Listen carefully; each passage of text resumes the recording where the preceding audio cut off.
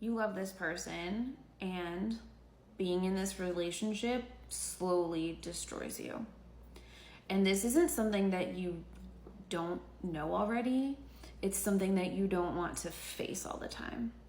So if your relationship is going really great and you're like, what the heck, why is this on my FYP? Don't stress.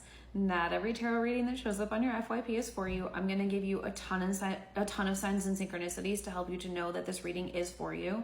Okay, one of them that I'm already getting is that if you have A-N in your name, like together, not just A and N, but like A-N together in your name. So like, or their name, like Dan, Annie, things like that. Okay, it could also be in your last name. That is a really big sign of synchronicity for you. Let me know how that translates into your names. Like the word translates has A-N together in it, right?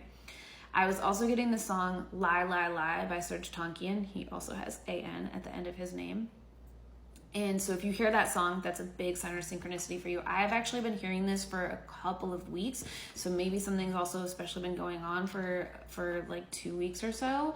And maybe watching the music video for that would be helpful for you. Maybe you like get some signs and synchronicities from that video.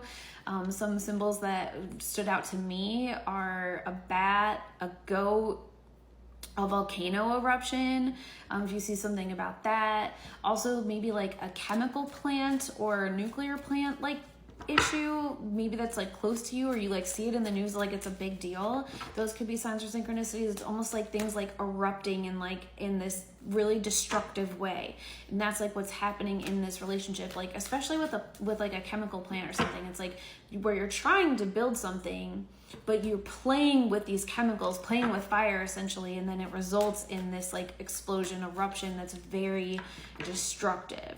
Okay, I'm sorry, the Tower card on the bottom of the deck, as I just said that. And actually, I didn't even show you. I had the Devil card on the bottom of the deck before I started recording, because like I was like, that's what this relationship is, and I started recording. But I just shuffle when I'm when I'm talking. This is a tough situation, and I know that you don't want to face this, because I also see the Two of Crystals, and I feel like your action with this relationship a lot of times is inaction.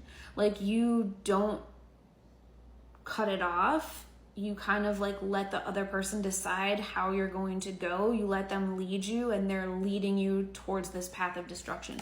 For some of you, you might be involved with somebody who's battling addiction or mental health issues.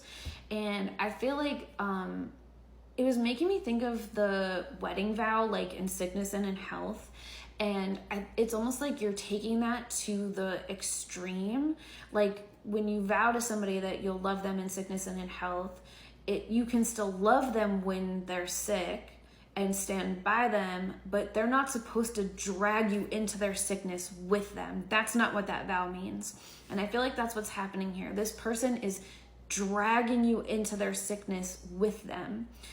They are not pulling themselves out of sickness. They are taking your health and pulling you both into sickness. That is not what the vows are meant to be. And in the song, it's like, take my hand and let's end it all.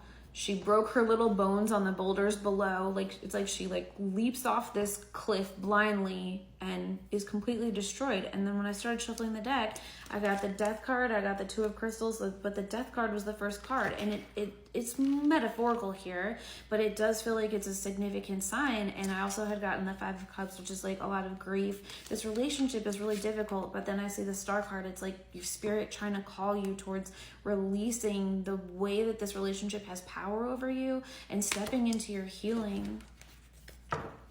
This relationship is hurting you. And even if you did make a vow to this person, but I actually feel like for a lot of you, you didn't. I think maybe you hoped that one day you would get into a marriage or like that level of commitment, but I don't think that for most of you that I'm reading this for, that's even the situation. So it's almost like you're committing to a level of commitment that you don't even have. They haven't committed that to you. And you're letting them lead you down this path towards destruction. It's like with the Magician card on the bottom of the deck, there's like this manipulative energy that they have, this power over you. Like you let them have this power over you.